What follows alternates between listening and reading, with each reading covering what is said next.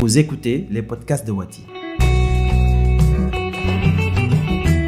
Bonjour Monsieur Keita, vous êtes le maire de Dimboli, une commune peu connue de la région de Kédougou mais avec beaucoup de potentiel touristique.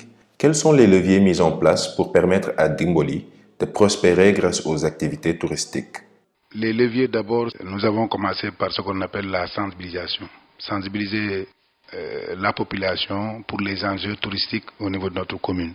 Et à cet effet, nous avons mis en place un GIE dont on a tous les documents, un GIE dénommé Sangara Touristique. Nous avons créé d'abord ce GIE parce qu'il faut commencer par ce qu'on appelle la formalisation pour aller vraiment vers les activités comme vous le dites. Et ce GIE étant établi, nous avons jugé nécessaire de valoriser les lieux touristiques comme la cascade, comme en tout cas d'autres lieux touristiques, nos anciens, les lieux de forge et consorts. Donc nous avons jugé nécessaire de valoriser tout ceci. Mais également nous avons en tête de mettre en place un campement touristique à proximité de la cascade. Parce qu'il faut dire que Dimboli a 2 cascades.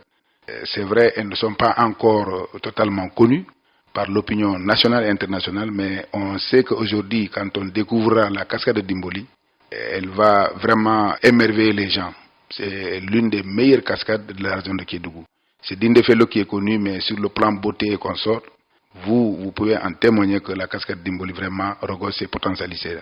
Donc nous avons jugé nécessaire de sensibiliser les jeunes à aménager d'abord les cascades, les pistes, pour que l'accès soit vraiment très facile par rapport aux visiteurs et consorts.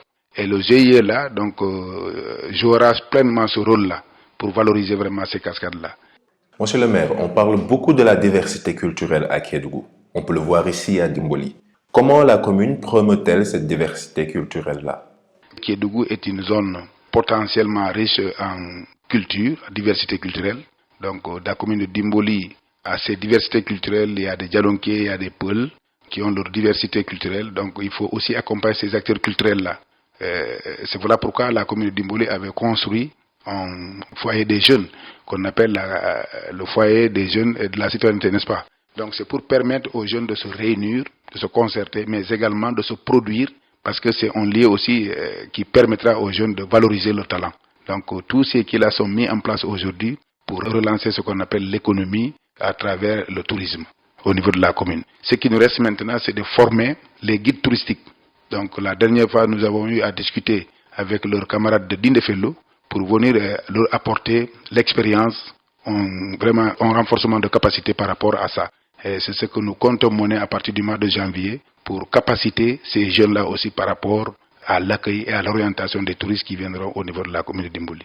Les espaces culturels Bassari et Bédik ont été inscrits sur la liste du patrimoine mondial de l'UNESCO. Qu'est-ce que cela rapporte à la région concrètement?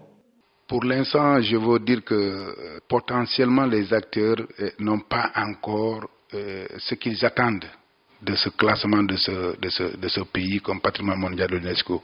Et n'oubliez pas que je suis membre de l'association des minorités ethniques, fondateur de cette association qui a été commencée d'abord par un GIE et que nous sommes allés aujourd'hui jusqu'à créer l'association. Mais ce que les ethnies attendent réellement de leur qui, donc nous ne sommes pas encore arrivés à ce niveau.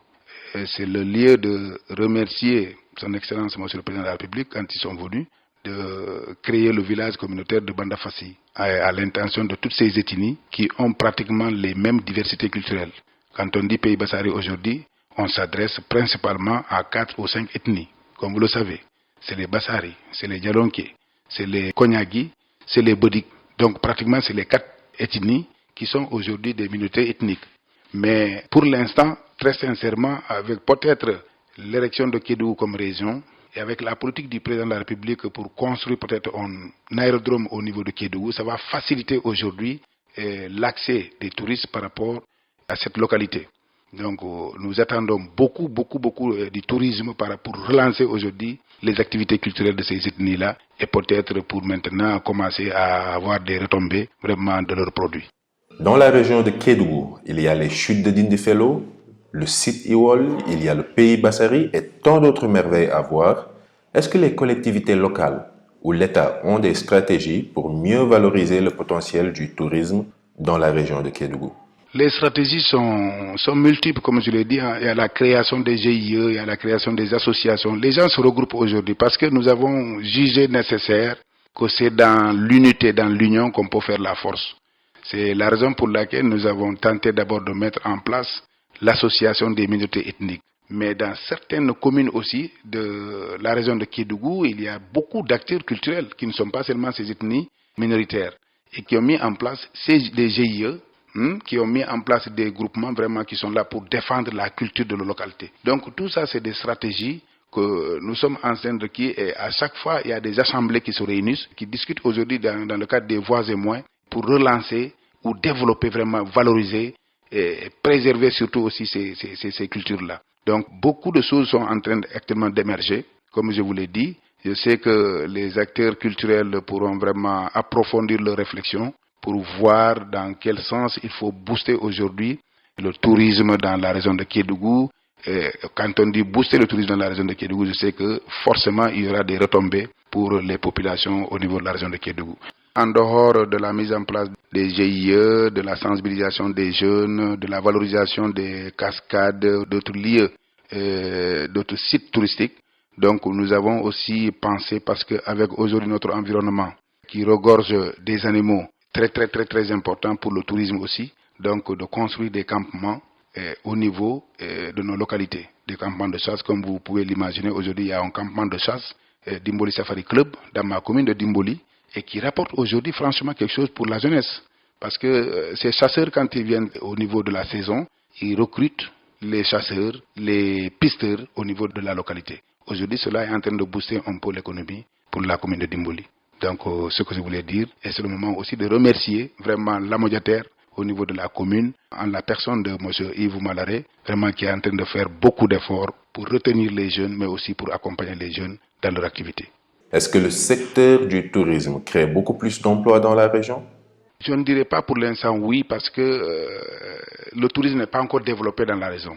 Donc aujourd'hui, il n'y a que quelques endroits comme à Dindéfelo avec la cascade Dindéfelo où les jeunes touristiques au moins profitent un peu de l'arrivée des touristes.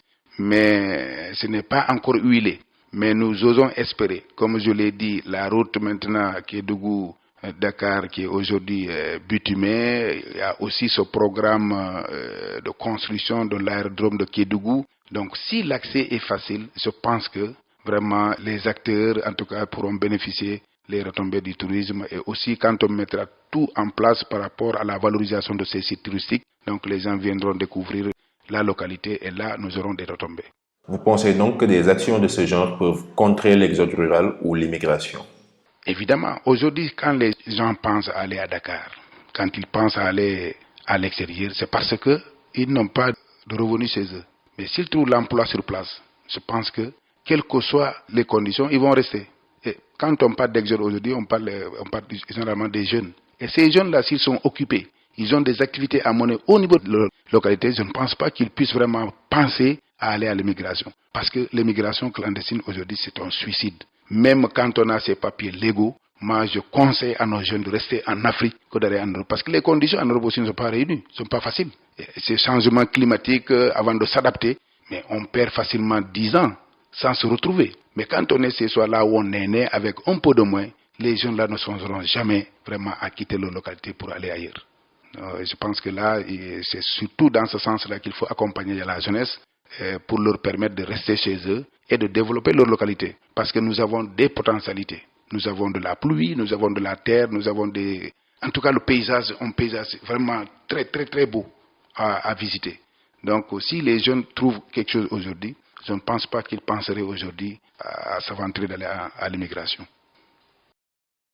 Wati vous offre cette série d'entretiens avec les élus locaux en partenariat avec la Fondation Konrad Adenauer. Pour découvrir plus de localités des 14 régions du Sénégal, rejoignez le site internet www.senegalpolitique.org.